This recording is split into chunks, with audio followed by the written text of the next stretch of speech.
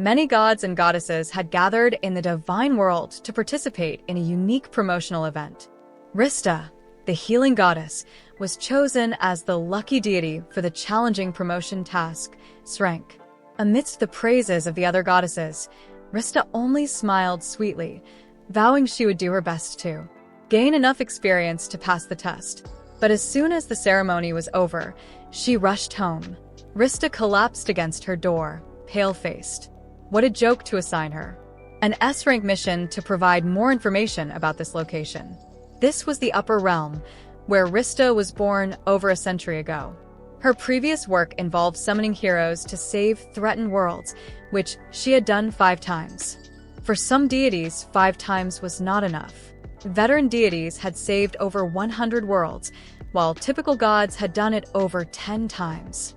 And now she had an S-level mission. Rista had only heard of desperate worlds, which even the experienced gods found intimidating. How was she expected to manage it? Rista felt devastated. She quickly gathered herself and sat at her desk. Rista chose a young man from Japan as her idol due to the popularity of the Ice Sky fad at the time, making it easy to convey to him. She started flipping through documents, looking at each contender. Despite numerous alternatives, none appeared to fit well. Frustrated, she flipped over her desk and collapsed on the ground. Suddenly, an information sheet landed on her face. It included the personal information of a young man named Saya. Rista was deeply captivated even after a little reading. Despite being only level 1, his numbers were really impressive. Rista's eyes brightened up. Saya was 1 in 100 million. With someone like him, she would be elevated to a great goddess. Rista quickly started preparing the summoning procedure. After a flash of light, Saya appeared in front of Rista. His arrival caused her heart to skip a beat. What was this? How could this man be so handsome? Rista was enamored with his ideal height and jet black hair. She had to preserve her celestial serenity, as love between gods and humans is forbidden. She attempted to convey the reason for Saya's summons in a ladylike and graceful tone.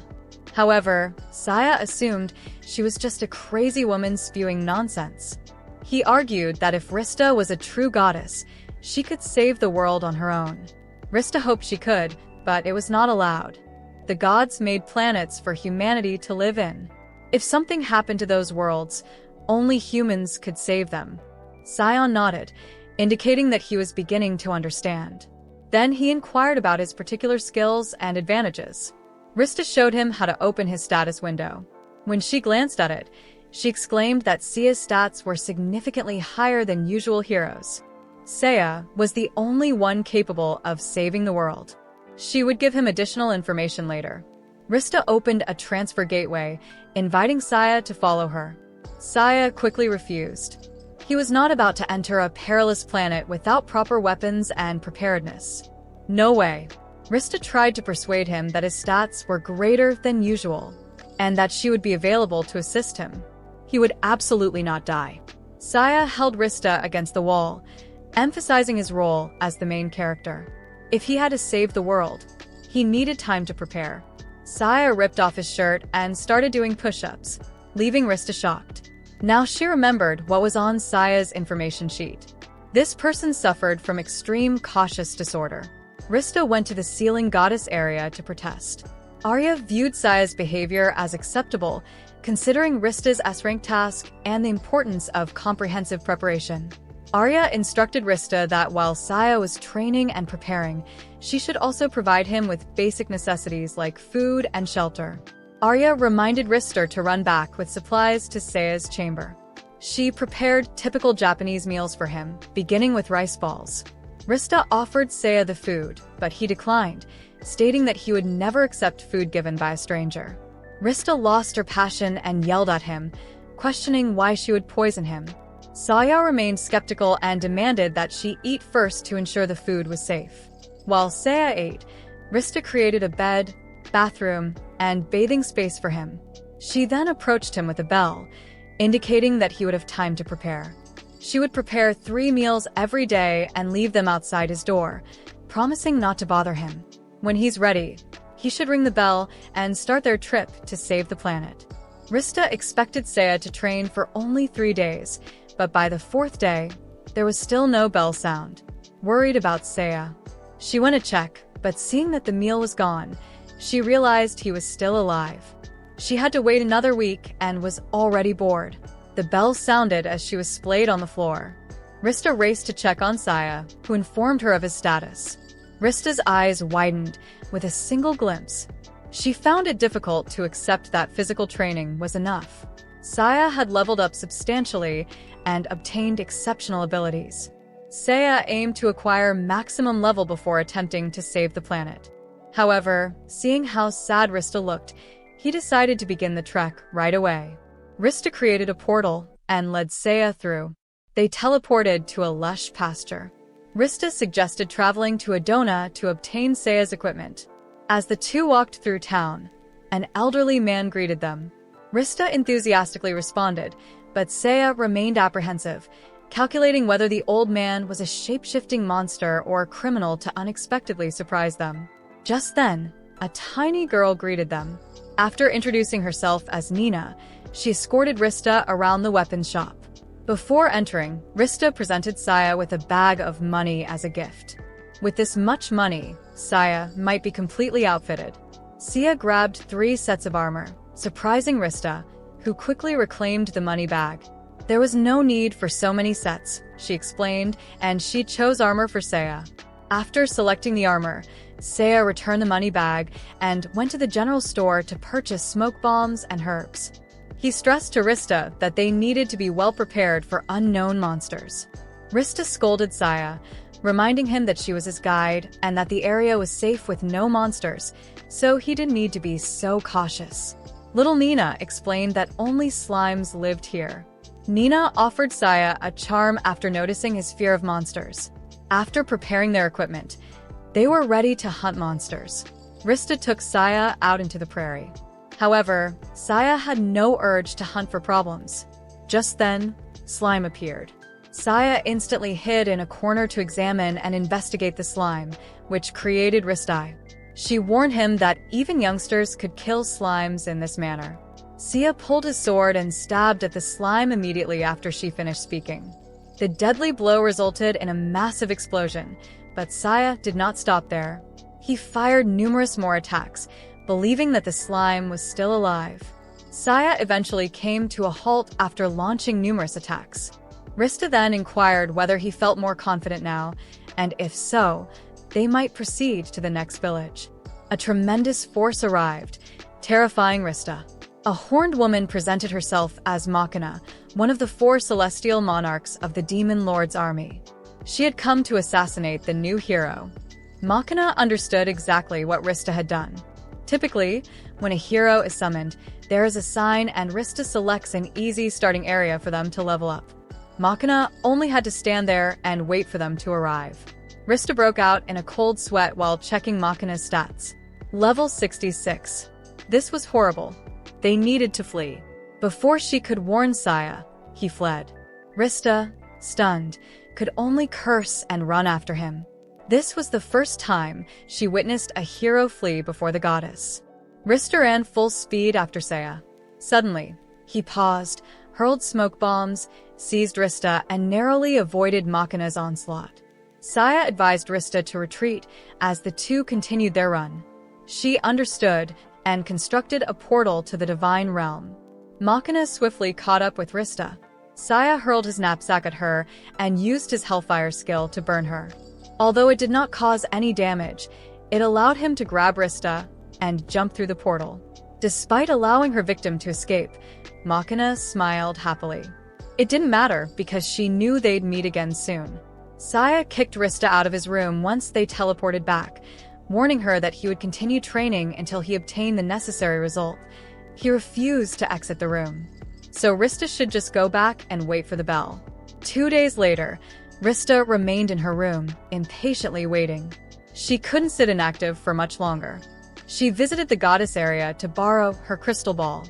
Rista employed magic to explore the other world. Machina swiftly pressed her face against the screen. She was surprised.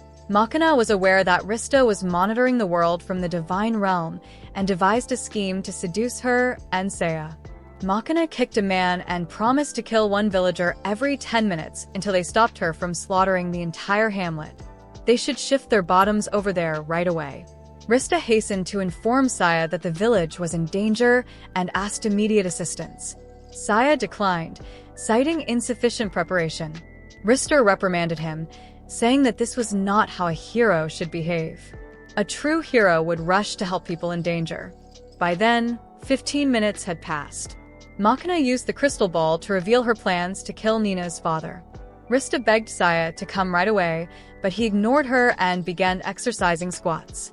Rista was about to open a portal and leave, but Seiya stopped her. As Rista previously explained, time flowed differently in the Holy Realm versus the other world. They still had time to save the villagers. There is no need for haste. Rista understood this. The next person Machina chose was Na's father. Were they going to see him die? Seiya continued to exercise, while Rista pleaded with all her might. She knew Seiya was afraid of death. But so what? If Seiya dies, he returns to his home world. However, once the villagers perished, there was no way to save them. Seiya continued to kneel without saying anything. By this point, Rista had run out of options. Neither harsh nor polite language worked. She felt she had made a tremendous mistake in summoning Seiya. He was an incredibly cowardly hero. Rista was crying and was about to leave when Seiya finally spoke. He stated that he had solid reasons for his actions. If he died today, the hamlet would vanish, as would the entire globe. He needed to meticulously prepare in order to win every combat. Rista was astonished to see Seiya already wearing his armor. Rista quickly looked to see if he had finished his preparations. And it was true. She couldn't believe it. Seiya's level rose drastically in just 2 days. Now he was powerful enough to confront Machina. Rista was eager to open a portal directly inside the town and save everyone. When she suggested this, Seiya struck the goddess on the head. If they arrived in town now, Nina and her father would die before they could be rescued. As a result, they needed to open the portal from a wider distance. Machina yawned in town, believing the 10-minute wait was too long. She chose to reduce the execution time to 5 minutes. As she raised her blade to strike, Seiya appeared. Machina dodged Seiya's sword energy blast and laughed, mocking him. What kind of hero would try to sneak attack and fail miserably? Seiya's first priority was Nina and her father, thus he didn't care much about her. Seiya rescued them, and they quickly departed. When Machina saw Seiya's records, he was surprised at how quickly his powers had developed. This wasn't good. She decided to take things seriously. Machina changed into a gigantic shape before charging at Seiya. Seiya just blocked her strikes and maintained his distance. Despite her transformation, Seiya retained her speed. This was really terrible. She needed to deploy her final trump card. Rista warned Seiya to be cautious, as she sensed something was amiss. Machina chuckled maniacally, explaining to Seiya that a true fighter always retained in. They have an advantage over the competition. With that, she stabbed herself with the sword. Something odd came out of her stomach. Rista became purple from dread. So this was Machina's genuine appearance. Her current stats were even more scary, even greater than those of a demon lord in a D-rank realm. After completing her change, Machina started teasing Seiya. After witnessing her immense power, she charged at Seiya, claiming victory in a single hit. Rista broke down in tears, apologizing for putting Seiya up against such a formidable opponent. After the dust settled, Seiya successfully prevented the onslaught. Rista immediately grasped the issue. There was only one plausible explanation. Seiya had significantly greater numbers than Machinus. She attempted to use her expertise to see through Seiya's information that he had hidden. Rista persisted in her search till her eyes almost popped out. She was surprised to notice Seiya's stats were 10 times higher than her previous observations. Rista began to analyze what she had witnessed. Seiya had concealed his true stats since his arrival in this world. Despite having the ability to vanquish Machina right away, he decided to train more. So, how cautious was this guy? Rista couldn't imagine. Machina launched into the air, ready to make another strike. Machina was startled by Saya's sudden appearance. At this time, surrendering was no longer an option. Saya drew his blade, channeled fire, and slashed Machina instantaneously. After Saya landed, Rister confronted him for concealing his true strength from his teammates. Saya refused to provide his stats to Rista, fearing that the adversary would be able to see them as well. Given Rista's tendency to leak information, it was prudent to exercise caution from the start. The town's citizens thanked Saya for saving them and invited him to a celebration feast. Saya ignored them, took a broom, and began sweeping, confusing everyone. After gathering up Machina's remnants, Saya repeatedly burned them. Saya torched them till he decided it was enough. Rista and Saya were expelled from the town after it burned down completely. Nina and her father hurried after them to thank Saya. To reward him for saving their lives, the father only had a small amount of change. Saya took it without hesitation and even wanted more from him, humiliating Rista, who quickly left the father and daughter and carried Saya away. Risto intended to continue going till he reached the next town, but Seer refused. He believed that after conquering one of the heavenly monarchs, the demon lord would send more powerful adversaries. He returned to the divine world for further training and preparation. Despite Rista's coaxing, Saya did not care. He told Rista she was useless and unhelpful, suggesting she open the gateway and return now. After returning to the celestial world, Risto went to Arya to protest again. The hero's focus was solely on physical fitness. Arya laughed and urged Rista not to rush. After all, Saya couldn't train indefinitely, so she should simply be patient and wait. Rista had a strong sense of urgency. She wanted to finish this assignment swiftly and be elevated to a great goddess like Arya. At this point, Arya revealed her own narrative to Rista. Despite saving 300 worlds, the goddess made a mistake and failed to save one. Rista reassured Arya that failing in only one of 300 planets was not a major issue. Arya believed that while it may not be important to others, it was extremely important to the people of that realm. Arya was about to finish her narrative and go prepare some tea when Saya unexpectedly entered. Arya approached Saya to introduce herself and inquire about his situation. Saya explained that no amount of sit-ups or push-ups will help him reach his desired level. Rista's eyes brightened up. This guy had surpassed his physical training limit. So she invited Saya to go slay monsters and level up. Saya refused to fight due to the high risks involved. He was looking for a safer and more effective alternative. He had heard that Rista could construct anything in the divine realm. So he asked her to create some workout equipment for him. Rista tried to persuade Sia that even if she made these things for him, he would eventually hit a limit, similar to physical training. Why not hunt monsters to level up and acquire combat experience? Wouldn't it be better? When Arya noticed the two arguing, she spoke up. She had a suggestion for Saya. If he prefers not to combat monsters, she can train him with the gods in the divine world. Rista cautioned Arya against training humans and questioned their ability to instruct Saya since neither was a martial deity. Arya grinned and pointed out the window at a diligent deity in the distance. Arya mentioned Circe, the god of swords. Arya contacted him on everyone's behalf and asked for his assistance. Circe accepted Arya's offer as a high-ranking deity, but cautioned Saya. Saya would find it difficult to keep up with his hard workout schedule. Saya did not waste time debating and stepped onto the training field, eager to start immediately. Both drew their swords, and Circe struck first. The god was impressed by Saya's ability to block every move. Rista stayed away from the training ground after the first day to avoid making Saya uncomfortable. Instead, she went to the dining hall and encountered Circe. She asked how Saya was doing. Circe praised Saya's ability to learn rapidly, making him stand out among other heroes. Even so, he couldn't equal the god's skill. On the second day, Rista met Circe in the dining hall. But this time, he was very different.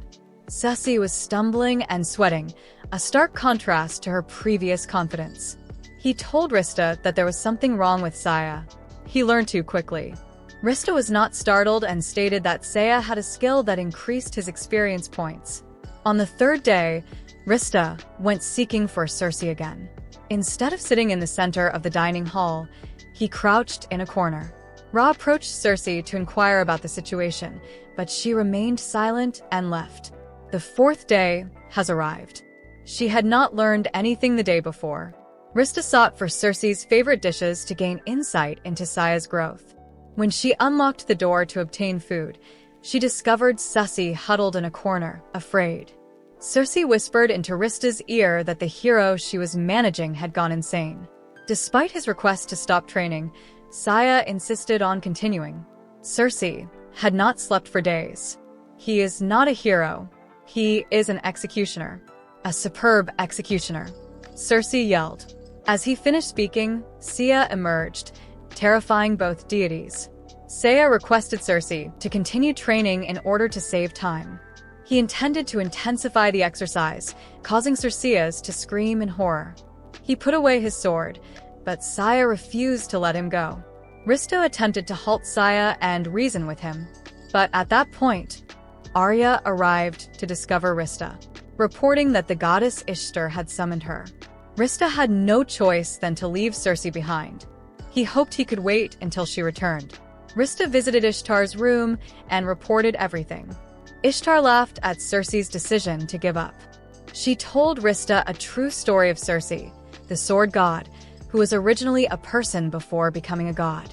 After becoming a god, he lost all of his human memories, but feelings were indelibly inscribed in the soul. When Saya pressed him to practice to his limits, the weakest emotion in Cersei's soul must have emerged. Ishtar summoned Rista and assigned her a mission. She urged the hero and Rista to return to the other world soon, as the village of Simul was in danger and the hero's teammates were waiting there. After receiving Ishtar's commands, Rista called Saya to accompany her. To her surprise, she discovered him repeatedly striking Cersei in the face. Rista didn't care what reason Saya used this time. She was determined to drag him along. Saya did not refuse. He had gathered the necessary information from Cersei and was fully prepared. As soon as they teleported to Samul, Rista noticed the town's residents hastily fleeing. After asking around, she found that a zombie army was approaching and people needed to flee immediately to survive. As they traveled, Rista explained to Saya what undead were. As soon as he realized they were, Sayer, who was scared of holy water, hurried into a store to get 1,000 bottles for safety. However, the merchant was unable to give such a large quantity, disappointing Saya. Ra once again had to act as a mediator. The next stop was the church, where Saya's teammates would be waiting. The sister and priest recognized the goddess and greeted them upon their arrival. They introduced Alyalu and Mash, Saya's dragon-blooded partners for the next stage of the voyage. The priest greeted and introduced himself to Saya.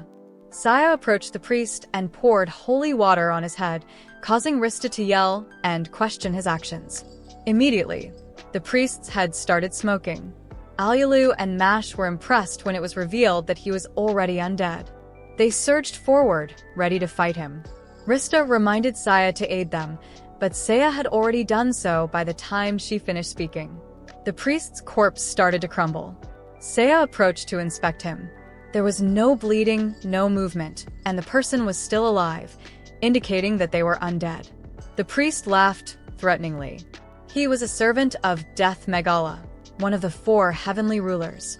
An army of 10,000 undead would attack the town at daybreak tomorrow.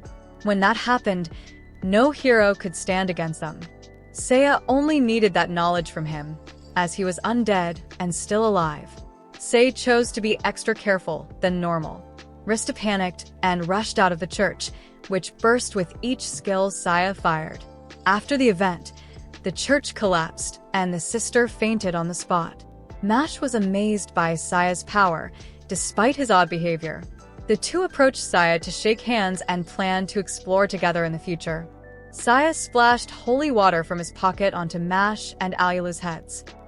Thank you for watching to this point. This is not the end. For part 2, don't forget to like and subscribe. We got other interesting anime recaps for you. Choose the left or the right video.